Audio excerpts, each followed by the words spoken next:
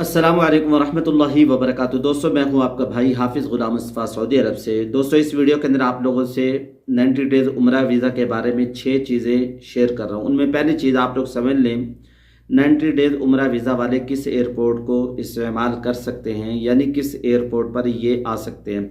दूसरे नंबर पर वीज़ा लगने में कितने दिन लगेंगे। तीसरे नंबर पर उम्रा वीज़ा के लिए रिटर्न टिकट क्या ज़रूरी है।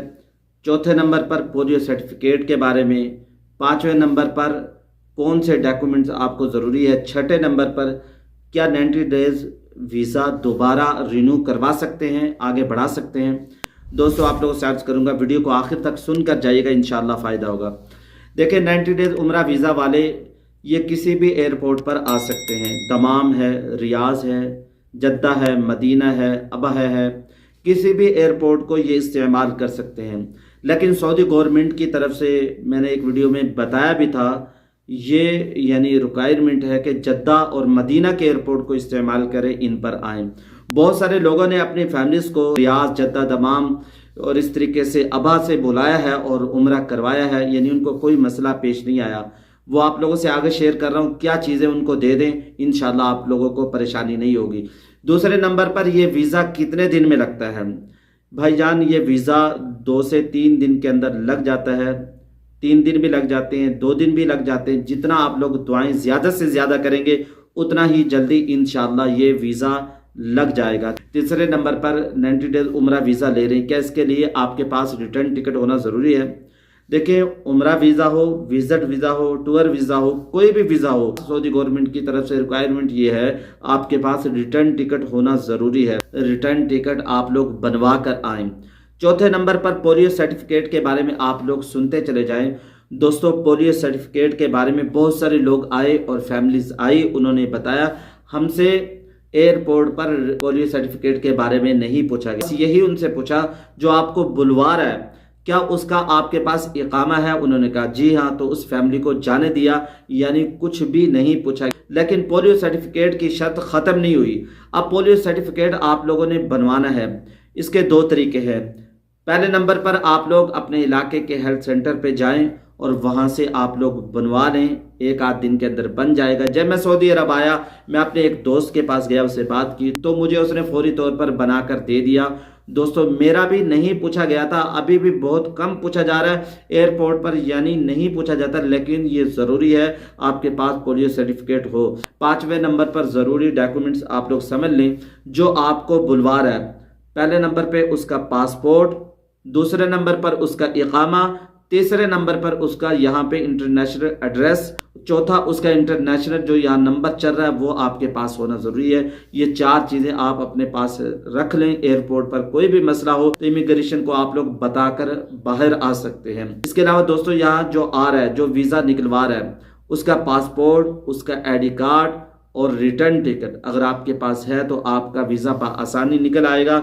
इंशाल्लाह आप लोग जल्द ही सऊदी अरब के अंदर आ जाएंगे। 90 डेज़ वीज़ा दोबारा रिन्यू हो सकता है, कितने मंथ तक हो सकता है। दोस्तों, अब इसमें इसमें बहुत सारे लोगों ने अपनी फैमिलीज़ को यहाँ बुलवाया। जब फैमिलीज़ को यहाँ बुलवाया तो 3 मंथ के बाद उन्होंने देखा कि उनके अपशेर के अंदर ये शो हो रहा था, आप आगे रिन्यू करवा सकते हो, यानी 9 मंथ तक आप लोग अपनी फैमिली को यहाँ रख सकते हो। जब भी आप लोग अपनी फैमिली को यहाँ बुलवाएं, आप अपने अपशेर को चेक करते रहें और जो यहाँ जानने वाले हैं उनसे भी आप लोग राब्ते में रहें। अगर आपके अपशेर में शो हो रहा है कि आप बढ़ा सकते हैं तो आप मज़ीद बढ़ा के अपनी फैमिली को यहाँ रख सकते हैं। दोस्तों, बहुत सारे लोग वीज़ा अप्लाई करते हैं, वो घर के 2 से 3 फर्द को यहाँ बुलवाते हैं। 2 का वीज़ा लग जाता है, 1 का वीज़ा सेंड टू एम्बेसी हो जाता है। वीज़ा जब सेंड टू एम्बेसी होता है, बहुत सारे लोग इसमें घबरा जाते हैं और इसमें गुस्सा हो जाते हैं एजेंट को। वो एजेंट को ये कहते हैं भाई इसमें तुम्हारा कसूर है। देखें, ना इसमें पैसेंजर का कसूर है ना एजेंट का कसूर है। जब आप लोग वीज़ा अप्लाई करते हैं, आपका वीज़ा सेंड टू एम्बेसी होता है, सऊदी कॉन्सुलेट को आपके जो दस्तावेज है उसमें मजीद तस्दीक की ज़रूरत होती है।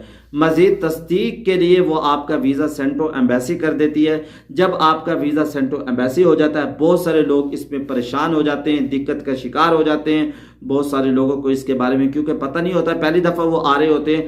اب آپ لوگوں نے کرنا کیا ہے؟ اب اس کے دو طریقے، جب ویزا آپ کا سینڈ ٹو ایمبیسی ہو جائے، آپ لوگ پہلے نمبر پر اعتماد سینٹر جائیں، وہاں جا کے آپ لوگ فنگر پرنٹ کروا کے آپ کو وہاں رسید ملے گی، رسید اور پاسپورٹ کو آپ لوگ ایمبیسی میں جمع کروائیں گے۔